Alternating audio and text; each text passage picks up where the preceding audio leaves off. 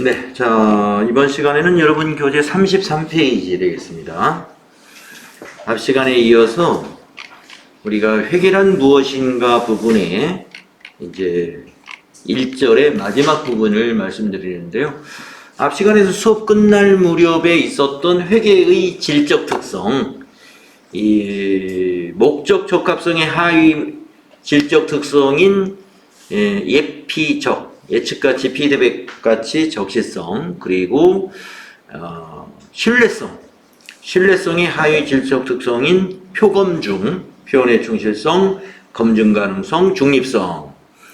이 부분은 정말 출제 빈도가 높은 부분이다 라고 말씀을 드렸고요. 그리고 비교 가능성이라는 질적 특성이 있는데, 비교 가능성의 내용은 기간별 비교 또는 기업 실체 간의 비교의 가능성을 얘기하는 것으로서 회계 기준이 기간별로 동일해야 되고, 또 기업 간의 비교가 가능하려면 기업 간에 적용한 회계 기준이 동일했을 때 비교 가능성에 가치가 있다. 그런 내용이라는 것이죠. 자, 그 다음에 이제 끝부분에서 여기 조금 어제 시간이 없어서 이 부분을 마무리를 못했는데, 그렇다면 우리가 회계의 질적 향상을 도모하기 위해서 높은 품질의 회계 정보를 생산을 하는 데 있어서 제약 요인은 없느냐? 제약 요인이 있을 수 있다는 것이죠. 그것이 두 가지로 볼 수 있는데, 하나는 비용과 효익 대비라는 점을 우리는 무시할 수가 없다는 것이죠. 비용 대 효익. 우리가 이걸 보통 경제 원리라고 그러지 않습니까? 저 사람이 좀 경제관념이 있어 없어 뭐 이렇게 우리 자녀들한테도 얘기할 수가 있고, 또는 또 친구 간에도 경제성이 있다라고 하는 사람은 돈을 좀 따질 줄 아는 사람을 우리가 경제성이 있다고 이렇게 좀 비유해서 말할 수가 있는데요. 우리가 그 회계 정보가 아무리 그 질적 특성이 중요하다 하더라도 그 정보를 이용해서 얻는 효익, 그 정보, 그 유용한 회계 정보를 얻어서 얻을 수 있는 효익에 비해서 비용이 더 오바되면은요, 그것은 정당화될 수 없다라는 그 원리가 되겠습니다. 그러니까 비용은 항상 우리가 어떻게 해야 돼요? 얻을 수 있는 효익보다는 작아야 되죠. 그래야 뭐 해볼 만한 가치가 있는 일이죠. 우리가 모든 사업을 할 때 그러지 않겠습니까? 사업을 딱 예측을 해보니까 사업에 투자되는 비용, 그리고 얻을 수 있는 효익을 보니까 분명히 남는 장사일 것 같아요. 그랬을 때 우리가 사업을 결정하는 거 아니겠어요? 남는 게 없는 것 같은데 사업을 시작하는 사람은 아무도 없죠. 마찬가지로 우리는 회계 정보를 생산할 때도 그 정보를 생산함으로써 얻을 수 있는 사회적 효익이 어느 정도인가를 알아서 그 비용을 과다하게 지출하는 것은 정당화될 수 없다, 이런 얘기가 되겠습니다. 이것이 비용과 효익 대비라는 그 밸런스가 맞아야 된다는 얘기. 그 다음에 두 번째, 중요성을 감안해서 회계 정보를 우리가 생산해야 되는데, 그러면 이제 중요한 것과 중요하지 않은 것의 판단을 여기서 얘기하려고 하는 것 같아요. 그래서 우리가 중요하다 하는 것은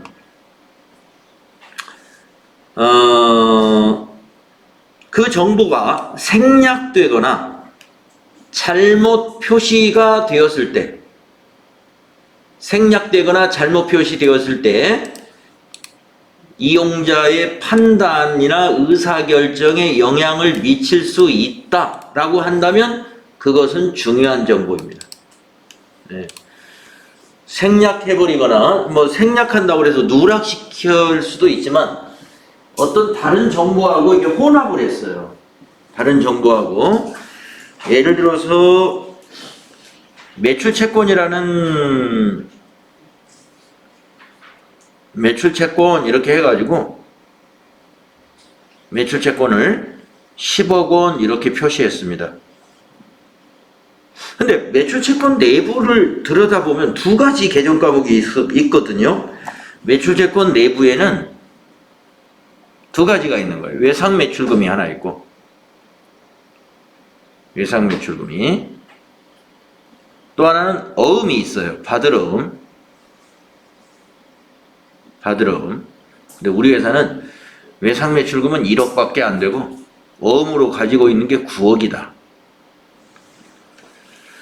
이렇게 구분해서 표시를 하지 않고 그냥 매출채권 10억 이렇게 표시한다고 해서 이 정보를 이용하는 이용자의 어떤 의사결정에 영향이 없다면 외상매출금 받으러 구분하는 일은 중요한 일은 아니다는 거죠.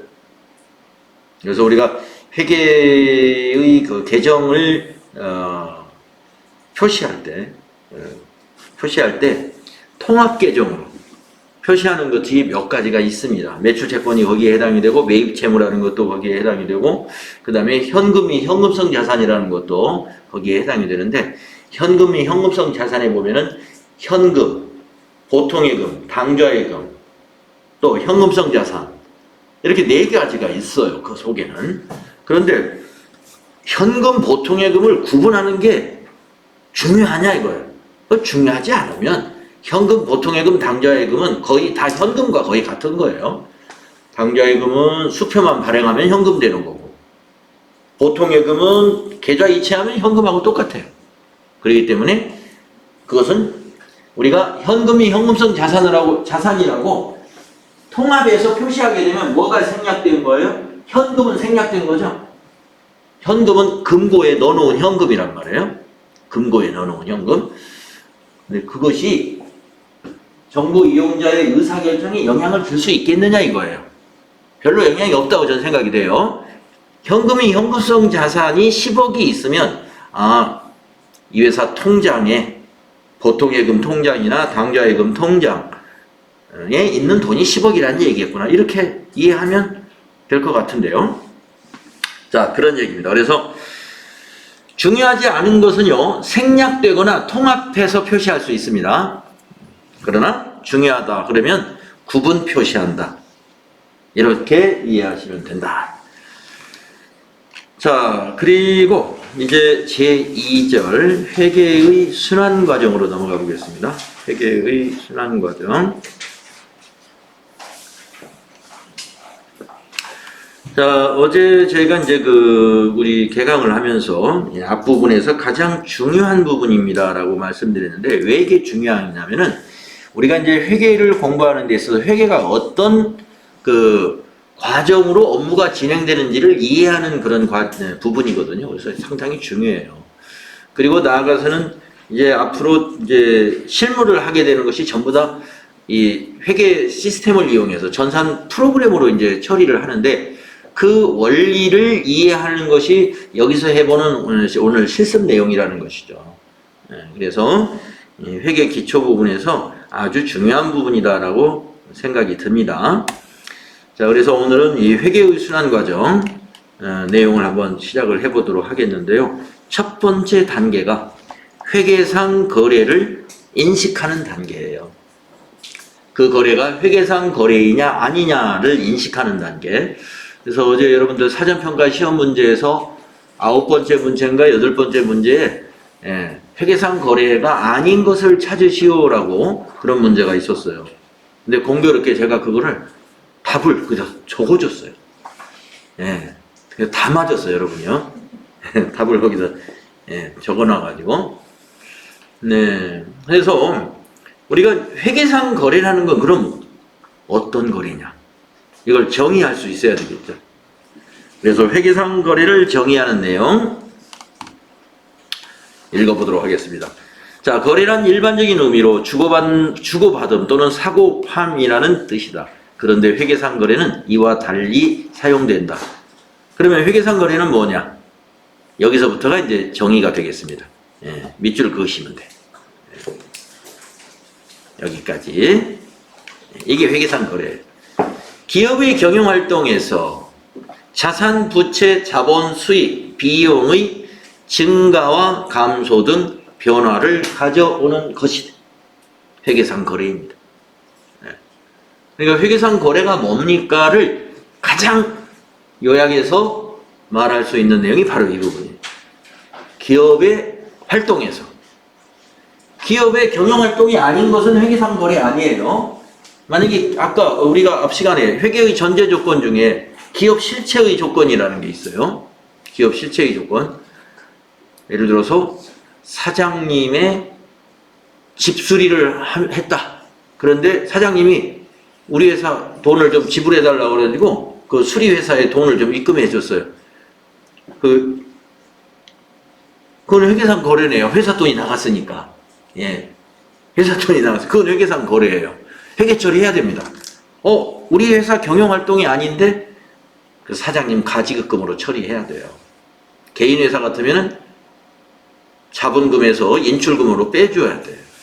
회사 돈이 나갔기 때문에. 그 회사 돈이라는 게 뭐예요? 자산이죠, 자산. 자산의 변화가 생겼어요. 자, 그런데 자, 사장님 집에 집수리를 했는데 사장님 댁 집수리를 했는데 회사가 돈 지불하지 않았어요. 예. 그런 것은 뭐예요? 우리 회사 일도 아니고 또 회사의 자산이 감소한 것도 아니고 회사에서 할 일은 없다 이거죠. 그리고 어제 시험 문제 A에서는 이런 게 있었죠. 직원을 채용하기로 하고 연봉 아니면 월급이 얼마에 채용하기로 하였다. 자, 사람을 오늘 면접을 봤다는 거예요. 마음에 들어서 자, 출근하시면 되겠습니다. 월급을 얼마 드리면 될까요? 월급 300만 원 주세요. 네, 300만 원 드리겠습니다. 11월 2일 날부터 출근하십시오. 이렇게 오늘 계약을 맺었다는 거예요. 그거는 회계상 거래가 아니라는 겁니다. 네.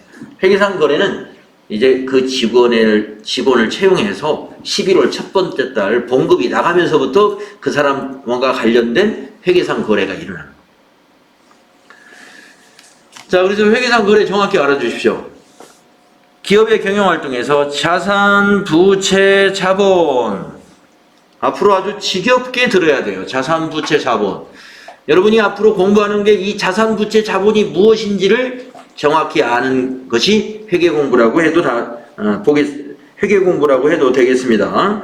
자, 그 다음에 수익과 비용. 수익과 비용이 뭔지 공부해야 돼요. 그래서 자산, 부채, 자본과 수익, 비용의 증가나 감소 등 변화를 가져오면 회계상 거래로 인식하면 됩니다. 그래서 이걸 다른 말로 말하면 즉 회계는 해가지고 여기 밑에 줄에 또 있는데요. 그 위에 말을 다시 한번 써놓은 거에 불과해요. 왜 그러느냐? 즉 회계는 재무상태표가 자산부채 자본을 표시하는 재무제표입니다. 또 손익계산서가 수익과 비용을 나타내는 재무제표예요. 그러니까 자산부채 자본 수익 비용의 변화를 가져오는 것이라는 말은 재무상태표와 손익계산서의 변화를 가져오는다는 것과 같은 말이에요. 그렇죠? 그래서 즉 회계에서는 재무상태표와 손익계산서에 영향을 미치는 것만 거래라고 본다 이겁니다. 그래서 여러분이 어떤 회계 처리를 하게 되면 그 회계 처리를 한 내용이 반드시 어디에 영향을 줘요? 재무상태표나 손익계산서에 영향을 줍니다. 영향을 줘요. 그래서 여러분이 이제 회계 처리 하나 했을 때마다 이걸 이제 어떤 영향을 미쳤는지를 생각을 해야 돼요. 처음에 공부하실 때 내가 지금 회계 처리했어요. 그럼 우리 회사에 자산은 증가됐냐? 자산이 아무 변화가 없나? 자산, 부채, 자본, 수익, 비용 중에 어디에 어떤 변화가 있는지 그것을 그때 알아보도록 그렇게 하겠습니다. 자, 나머지 내용은 그다지 중요하지 않아요. 회계상 거래는 바로 이 부분입니다. 핵심이 재무상태표와 손익계산서에 영향을 미치는 것. 다른 말로 자산, 부채, 자본 그리고 수익, 비용의 변화를 가져오는 것입니다. 자, 일상생활에서 거래라고 하지만 회계상 거래가 아닌 것들이 상당히 많다. 아까 말씀드린 이런 것들이라는 거죠. 여기에서 보면은 채용계약, 종업원의 채용계약 같은 거, 상품 매매 계약 이런 것들은 우리는 회계에서는 거래라고 보지 않는다. 다만 상품 매매 계약을 체결하고서 계약금을 주고받았다면 그거는 회계상 거래예요. 계약금 주고받지 않은 상태에서는 회계상 거래가 아니고요. 뭐 담보를 설정했다든가 임대차 계약을 맺었다든가 이런 것도 회계상 거래가 아니라는 얘기고요. 하지만 건물 임대차 계약을 맺고 계약금을 주고받았다든가 보증금을 주고받았다든가 이러면 그건 회계상 거래입니다. 자, 근데 또 밑에 거는 회계상 거래이지만 일상생활에서는 우리가 거래라고 부르지 않는 게 있어요. 그것이 바로 도난, 파손, 화재, 가격 하락 이런 것들이 되겠습니다. 네, 이건 우리가 일상생활에서는 도난을 당했으면 도난을 당했다고 그러고 화재가 났으면 화재가 나가지고 우리 회사 큰일 났다고 하는 것이지 이것을 회계상 거래라고 말하는 경우는 없죠. 그러나 우리 회계에서는 회계 처리를 해야 됩니다. 네. 도난을 당했다. 만약에 제품을 도난을 당했으면 제품이라는 재고 자산이 감소했잖아요. 자산이 감소했으니까 자산 감소 회계 처리해야죠. 예. 마찬가지로 화재가 발생했다. 그래서 사무실 건물이 못 쓰게 됐어요. 다시 지어야 돼. 그럼 건물이 없어져 버렸죠. 건물이라는 자산이 감소했죠. 그래서 회계 처리하는 것이다. 이런 말씀입니다. 자, 회계상 거래에 대해서 우리가 알아봤고요. 그러면 이제 회계상 거래를 인식하면 이제 그 다음 나오는 작업이 뭐냐? 분계를 해야 됩니다. 네. 이 분계가 우리 회계 공부에, 회계 실무 공부에 거의 뭐 좀 뻥을 치면은 100%라고 거의 전부라고 보셔도 돼요. 네. 분계. 그러니까 우리 회계 실무자의 실력은 분계 실력이다. 이렇게 말할 수 있습니다. 그래서 오늘부터 여러분이 분계 연습을 시작하시는데 앞으로 회계 공부를 쭉 하신다고 봤을 때 회계 실무 관련 자격증이 뭐가 있어요? FAT 2급도 있고 FAT 1급도 있고 TAT 2급도 있고 TAT 1급도 있는데 모든 실무 자격증은 분계 시험입니다. 바로 분계가 과거에 부기, 예, 부기에서 부기도 분계해가지고 예, 전표를 작성해가지고 장부에 기록을 해야 돼요. 예, 그래서 이 분계가 회계 실무의 핵심 중에 핵심입니다. 그래서 오늘 분계의 원리 이것을 이제 공부하기 때문에 그래서 제가 오늘 수업 시간이 아주 중요합니다. 이렇게 말씀드렸어요. 예, 그래서 오늘 아쉽게 한 분이 빠지셨는데 제가 이제 왜 빠지셨는지 모르겠어요. 자, 그래서 분계는 예, 어떤 것이고 또 분계의 이 내용이 어떤 것인지 한번 보겠습니다. 우리가 이제 분계를 하려면은요, 여기 가로 속에 있는 분계장이라는 것은 분계 내용을 기록하는 장부가 분계장입니다. 근데 실상 이제 우리가 해보면 분계장에 여러분 별 관심 없어요. 분계 자체만 아시면 돼. 예. 분계장에 그렇게 큰 관심을 가질 필요는 없는데 분계하는 원리를 아시는 게 중요하다.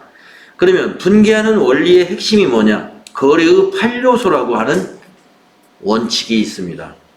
이것을 또 거래의 결합관계라고도 합니다. 결합관계. 제가 이걸 안 지우고 항상 써놔요. 여기 거래의 8요소. 거래의 결합관계. 그래서 모든 거래는 저와 같은 거래의 8요소에 의해서 결합된다는 거예요. 여러분 책에도 나와 있습니다. 자, 거래의 8요소와 결합관계를 한번 읽어보면요. 재무상태표와 손익계산서 요소에서 왼쪽에 위치하는 것은 자산과 비용이고 오른쪽에 위치하는 것은 부채와 자본 수익이다. 회계상 모든 거래는 왼쪽 요소, 차변이라고 하는 요소와 오른쪽 요소, 대변이라고 하는 요소가 결합하여 발생하게 되는데 차변 요소는 자산의 증가, 부채의 감소, 자본의 감소, 비용의 발생이며 대변 요소는 자산의 감소, 부채의 증가, 자본의 증가, 수익의 발생이다. 아, 복잡해졌죠? 그래서 이걸 그림으로 좀 이렇게 도해를 해놓으면 그 복잡한 말이 조금 정리가 됩니다. 네, 조금 정리가 됩니다. 네. 어떻게 정리가 되느냐면 이 표가 지금 이런 선이 더 있다고 이제 생각을 한번 해보시면요. 이게 재무상태표와 손익계산서의 요소의 결합이라고 했잖아요. 우리가 조금 전에 회계상 거래는 재무상태표나 손익계산서에 영향을 미치는 것이 회계상 거래라고 그랬어요.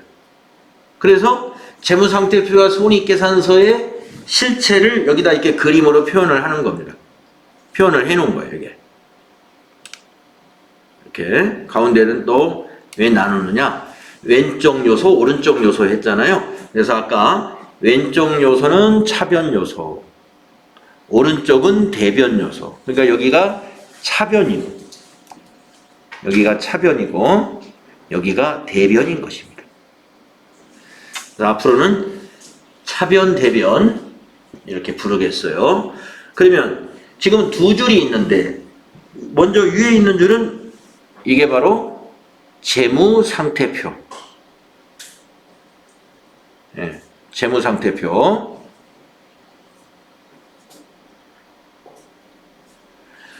재무상태표는 차변의 자산, 대변의 부채와 자본이다 이런 얘기예요. 그 밑에 있는 거 이것이 손익계산서예요.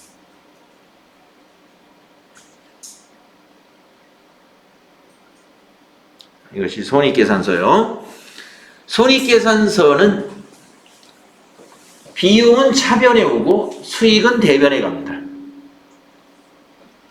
자, 그래서 우리가 차변 요소는 자산과 비용이며 라고 아까 페이지에서 나왔죠. 차변 요소가 자산과 비용이에요. 재무상태표에서는 자산, 손익계산서는 비용입니다. 대변 요소는 부채와 자본과 수익이다. 예, 여기 부채, 자본, 수익 보이죠? 그래서 이 그림이 예, 여러분 머릿속에 스캔을 딱 해놓으시면 돼요. 눈으로 지금 딱 스캔을 딱 떠놓으세요. 그래서 재무상태표 하면은 딱 머릿속에서 차변의 자산, 대변의 부채와 자본 이게 딱 그려져야 돼요. 손익계산서 하면은 차변의 비용, 대변의 수익이 딱 그려져야 돼요. 그려져야 돼요. 얼마나 이걸 많이 봐야 그려지겠어요. 근데 간단한 그림이니까 금방 그려요.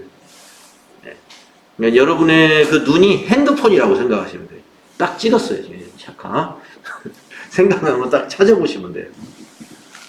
아주 중요합니다.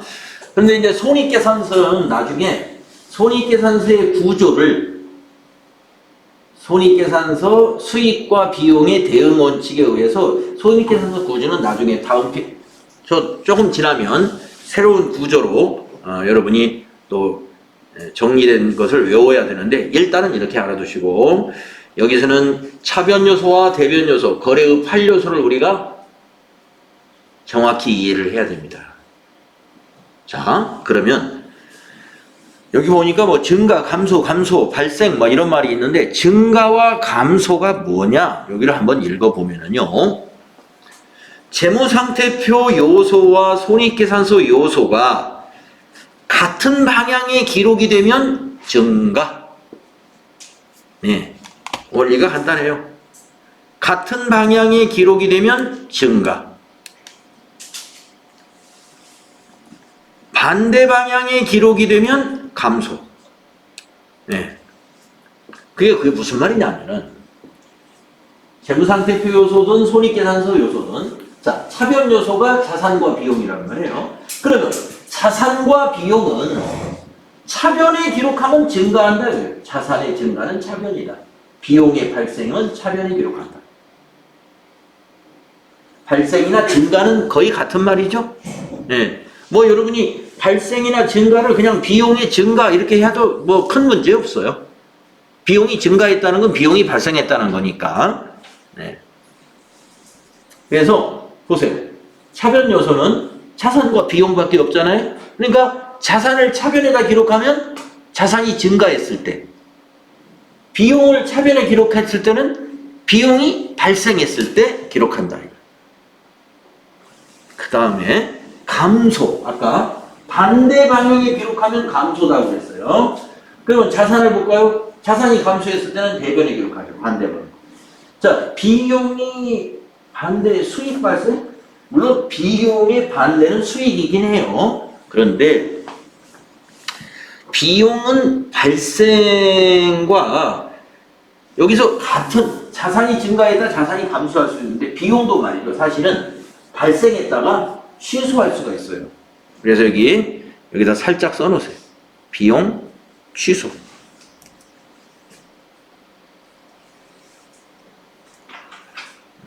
제가 손가락으로 쓰니까 이쁘게 안 써져요. 비용 취소. 그리고 여기에는 수익 취소. 이것도 써놓으세요.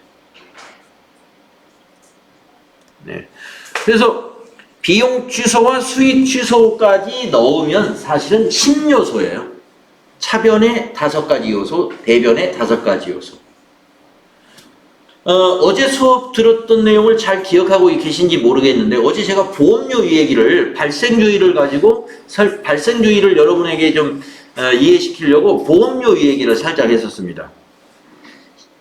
2020년 10월 1일 날 1년분 보험료 120만 원을 지불했다 라고 했을 때 2020년도에 손익계산서에 가야 되는 보험료라는 비용은 얼마일까요? 했을 때 우리는 1년에 120이면 10, 11, 12, 3개월 치니까 2020년도 거는 30만 원이다 라고 얘기했단 말이에요.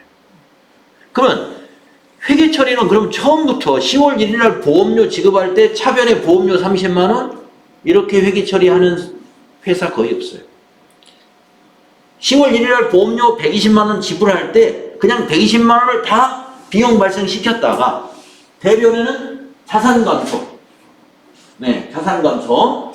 돈을 지불했을 때니까 보통 예금에서 이체시켰어요. 그러면 대변에 보통 예금 이렇게 기록합니다. 그런데 결산 때 수정분기한다고 그랬죠? 60만 원은 어떻게 해요? 비용에서 빼줘요. 그때 우리가 대변에 보험료 이렇게 기록을 했었어요. 대변에. 비용 발생은 나왔는데 비용 취소할 때는 어디다 적어야 되는지 8요소에는 안 나와 있잖아요. 결산 수정 분기할 때는 비용이 취소도 있습니다. 네. 그래서 보험료 60만 원을 아니요 90만 원을 어제 대변에 기록했던 거예요. 비용 취소하려고. 그래서 비용의 발생만 있는 것이 아니라 비용의 취소도 있다. 자, 증가와 감소 뭘 알아야 돼요? 같은 방향에 기록하면 증가요. 반대 방향에 기록하면 감소다. 그러면 지금 자산과 비용만 알아봤으니까 대변에 있는 요소 부채, 자본, 수익을 봅시다. 부채가 증가했을 때는 대변에 기록한다는 거예요. 반대 방향에 기록할 때는 감소할 때. 자본도 증가할 때는 대변 요소니까 대변에 기록하죠. 자본이 지금 대변에 있는 거예요. 같은 방향이니까 증가. 감소할 때는 차변에 기록합니다. 네. 차변에 기록. 수익이 대변 요소죠. 그래서 수익이 발생하면 대변에 기록해요. 근데 그 수익을 결산 때 또 취소할 수도 있어요. 수익을. 내년 거 수익이면 단기의 수익에서는 또 취소를 시킵니다. 수익 취소할 때는 수익 취소는 차변에 기록합니다. 그 수익 계정 과목에. 자, 그래서 우리 회계 처리는 차변 아니면 대변이에요. 그리고 지금 이야기하는 보험료, 보통예금 이런 게 계정 과목입니다. 그래서 우리가 분계를 잘 하는 사람은 계정 과목을 다 알고 있고 거기다가 내가 지금 기록할 때 이것이 거래의 결합 관계가 자산이 증가라면 그 자산을 대변에 차변에 기록할 것이고 자산이 감소했을 때는 대변에 기록한다.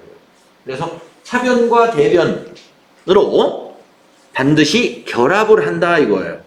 그것이 여기 두 번째 나오는 거래의 이중성이라고 하는 겁니다. 그것이 바로 복식북이라고 하는 거예요. 자, 모든 거래는, 앞으로 여러분들이 모든 거래는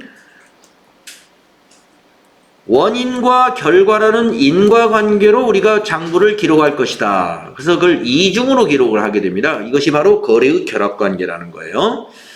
따라서 이 복식부기는 오류에 대한 자가검증 기능을 가지고 있습니다. 그래서 오류에 대한 자가검증 기능으로서 앞으로 시산표라고 하는 것을 만들어 볼 거예요. 시산표. 그리고 복식부기의 반대 개념으로는 상대적 개념으로는 단식부기라고 하는 게 있습니다.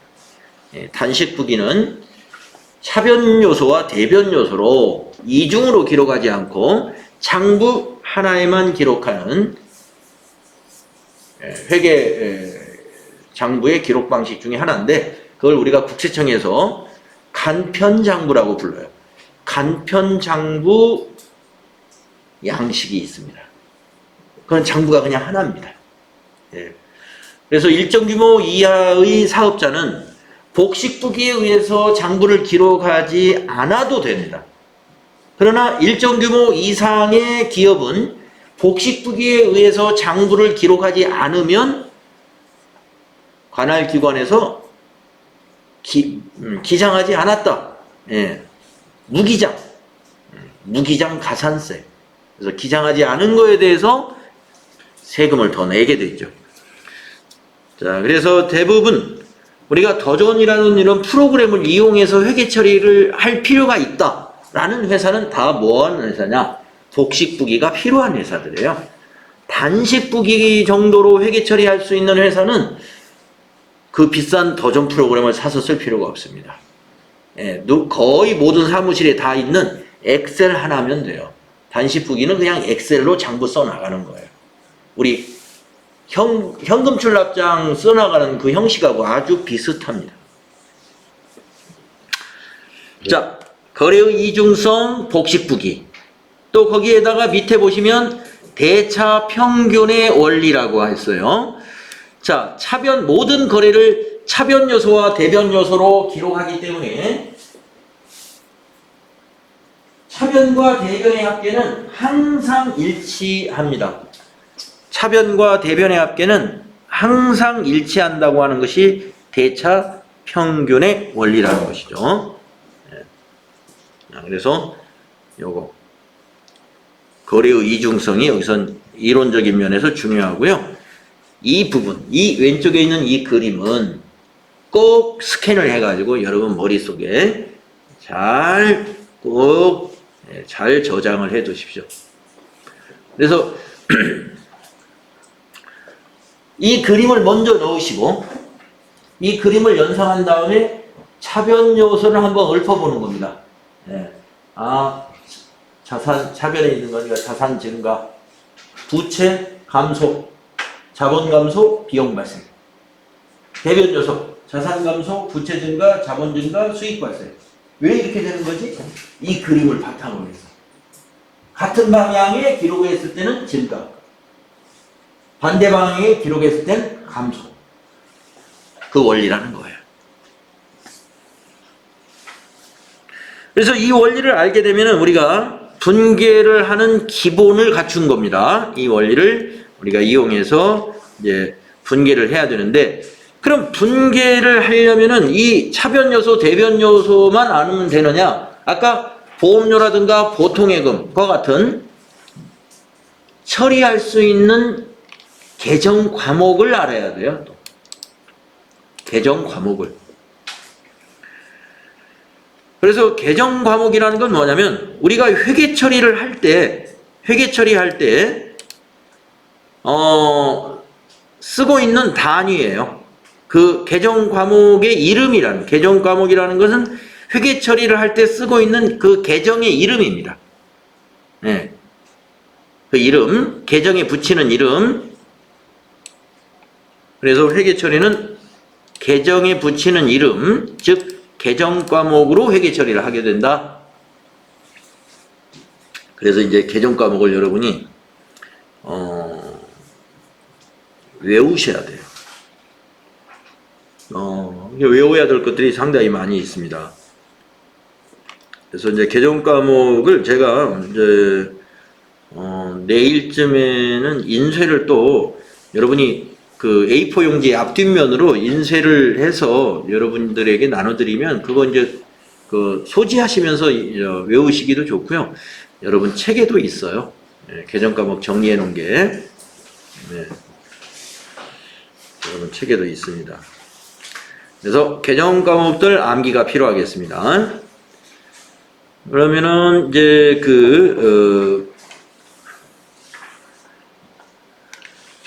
분계와 분계장 한번 읽어볼게요. 기업의 경영활동에서 회계상 거래가 발생하면 차변 계정과 대변 계정에 어떤 계정 과목으로 얼마의 금액을 기록할 것인지 결정하는 절차를 분계라고 하며 분계를 기록할 장부를 분계장이라고 하는 거예요. 그래서 분계를 하면은 분계장이 만들어진다라고 보시면 되겠고, 그러면 분계의 절차, 분계의 절차가 어떻게 되느냐?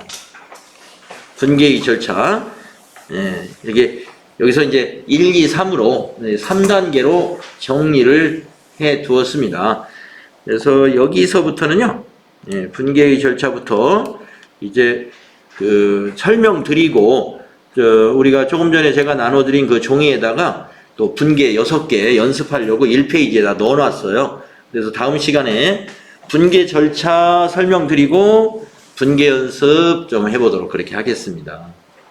자, 이 시간에 공부한 것 중에서 혹시 질문 있으시면 질문 받도록 할게요.